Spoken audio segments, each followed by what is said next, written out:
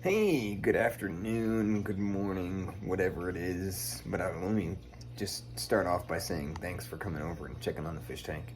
I figured I'd just make a little quick video. I don't know if it's going to be quick, but we'll see. But this way I can record something, and then if you have any questions, maybe you can rewind it, pause the video, and then if you still have any questions, then you can give me a call. But otherwise, let's get right to it.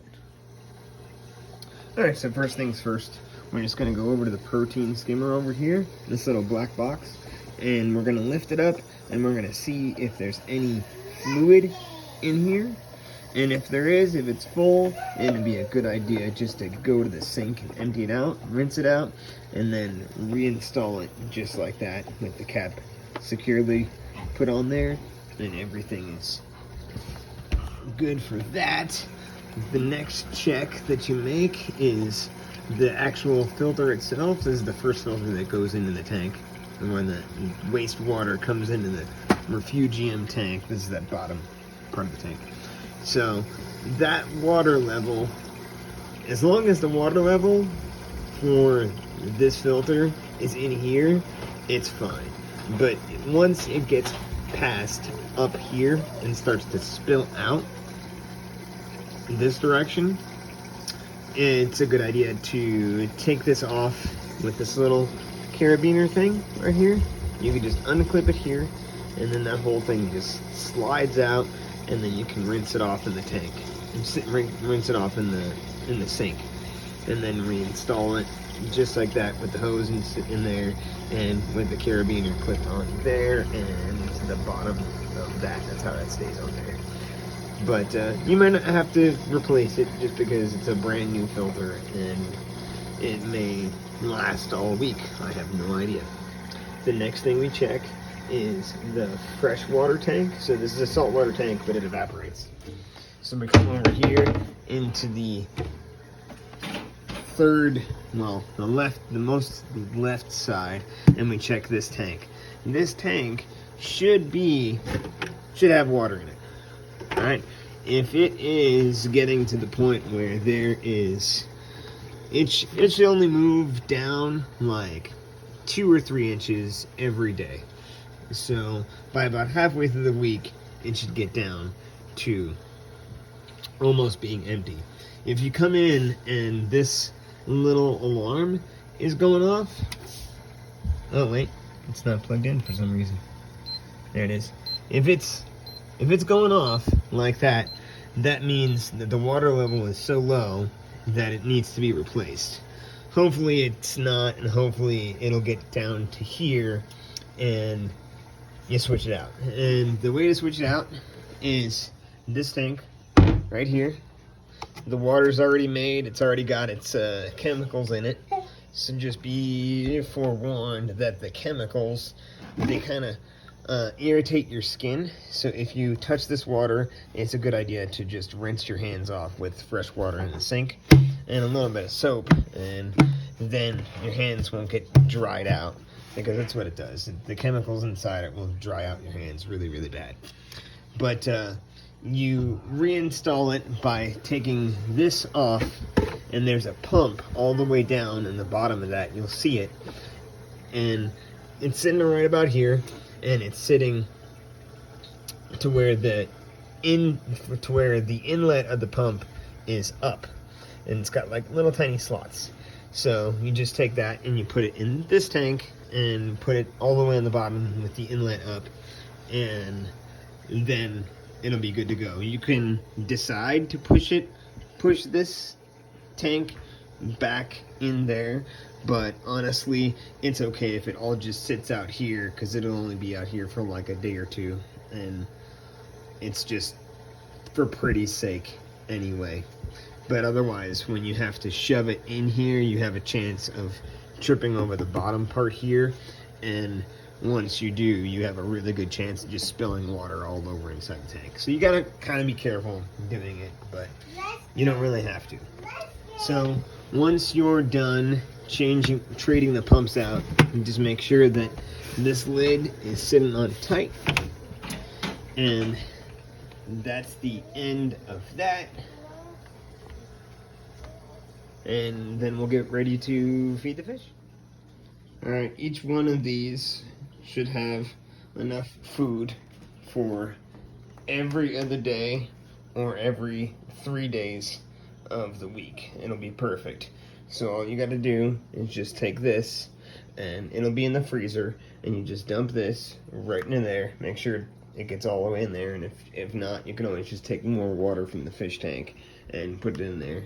And then once you do that, you fill up the water until, well, there used to be a line, but you fill up a line to right about here, and then you mix it for 20 seconds.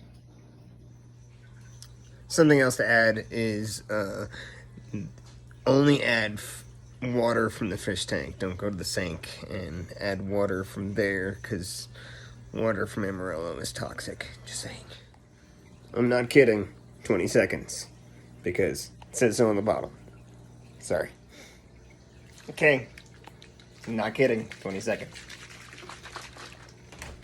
But usually I just kind of hang it over the fish tank, and this way if anything splashes, it just goes into the fish tank instead of going all over the floor and being all gross. But it says so on the bottle to mix it 20 seconds. That way it can completely dissolve into the moisture, and then into the mixture, and then after that, then it'll be this gross brown slurry thing, which is perfect for the corals, because they love fish poop, and that's what it really is. It's just dehydrated fish poop. All right, now that it has been 20 seconds, I told you it was going to be brown. Well, I was wrong. And this much apparently turns green, but it's still pretty gross. So now that it's been pretty good, and it's and it's all pretty much what is it? Diluted? No, evaporated? No, what's the word? I don't know. Anyway, before we start to actually feed, we need to come down here and turn this pump off. That turns everything off down here, and what that does is, since we're going to feed the fish a crap ton of food, we don't want, and we're going to feed the fish and we're going to feed the corals, we don't want this food to go directly into the filter. If we leave it on, it'll just get sucked up right up in the end of the filter, and it'll all just go right down into there, and we'll be feeding the filter instead of the fish. So that's a really important thing to do, because we're going to be feeding them a lot of food right now, and the best thing to do is to actually feed them and not just get bypassed and just go straight into the filter. That's not really the point. Otherwise, you just wasted 30 minutes of your time. So, big thing. Again, you look down there, and there's a little button right on the top of that power supply, and it's a little rocker switch. You just rock that, and then start feeding. Alright, so now that we have our mixture, we're going to take our turkey baster. It is the wonderful mechanical thing that I bought from Walmart, and it's an official tool to feed corals.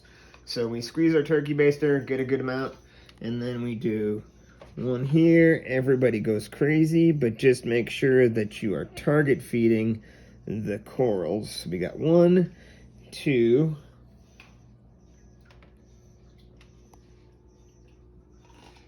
and then you might see some right on top of this little guy. It's little green spots. 3, 4, this huge green spot right here. And also, when you're spraying, just don't make sure that you push too hard, because if you push too hard, that'll actually just close up the coral, because it'll feel like they're having too much spray. So you just want to gently just apply around the coral while the filter is off. And what are we at? 6? I believe that's 6.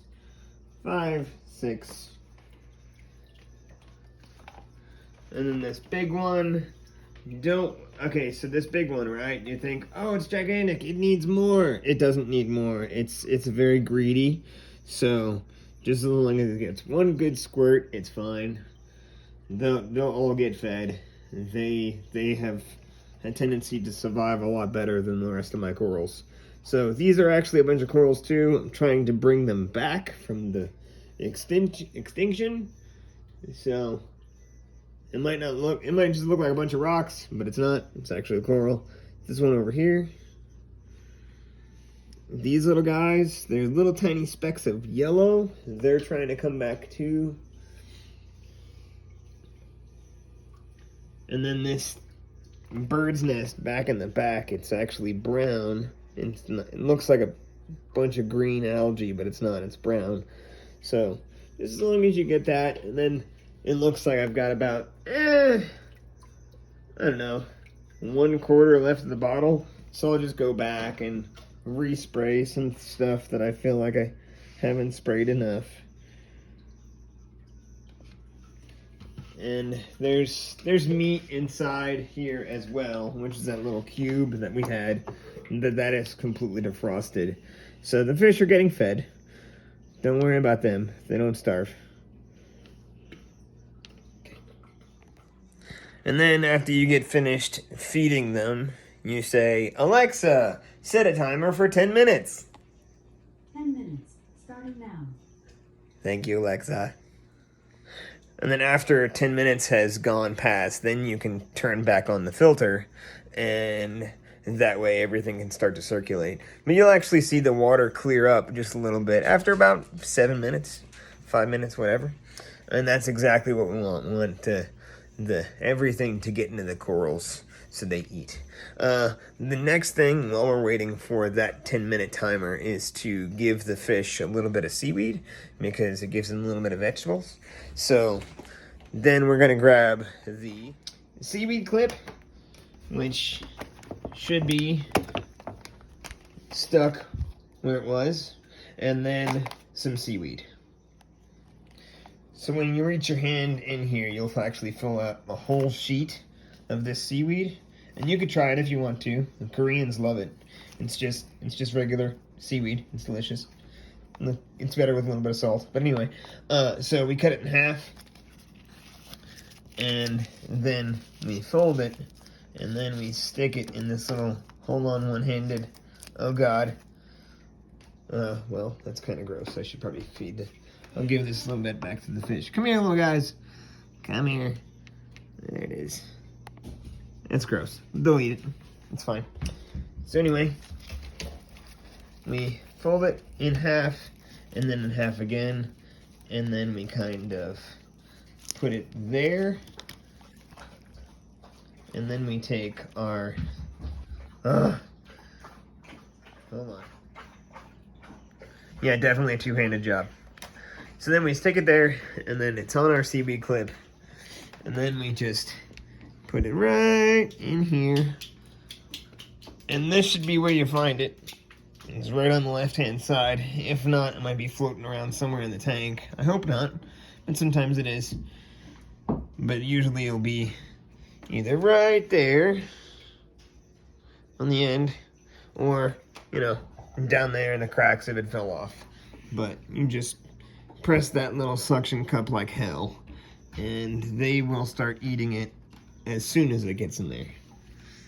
And that's how you just leave that sucker for the rest of the week. On a side note, you may have to, you may not want to, but this is Gus's food. He is our snowflake, or our zebra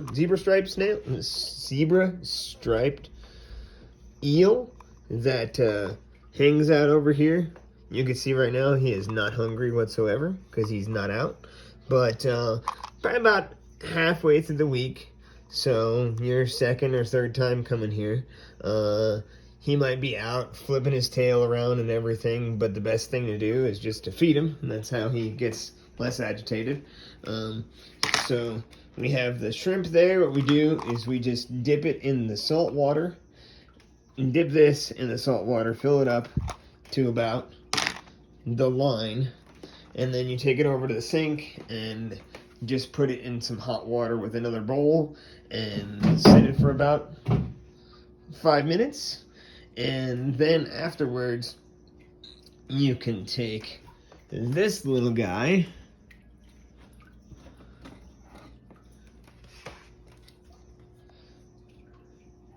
it's a very fun piece of equipment. And you just use this and you close this part and it squeezes the end of that. And you grab those and you just kind of dangle it over in this section and he will have no problem eating it. Our white fish right now, like you can see, actually he actually sees that I have this thing out, so he is playing around. And if you don't notice, we have our puffer fish as well. So this thing is on the outside of the tank, and they are like, oh boy, oh yay, totally gonna get fed. No, they're not gonna get fed today, but they love it too, and it's okay if they have one or two. Just if they just rip it out and they take this shrimp and just leave it to the bottom of the tank, try to pick it back up and feed it to Gus Gus, because otherwise it'll just hang out at the bottom of the tank. They like to eat it off the forceps, but they don't like to eat it while it's on the ground for some reason. It's completely confusing.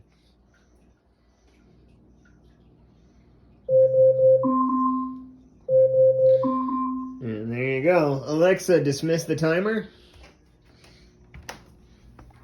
And then you come back in here again. Another most important part. And there's a lot of most important parts, but turn that rocker switch back on. You should have that little alarm beeping over here. That means that's about to turn on.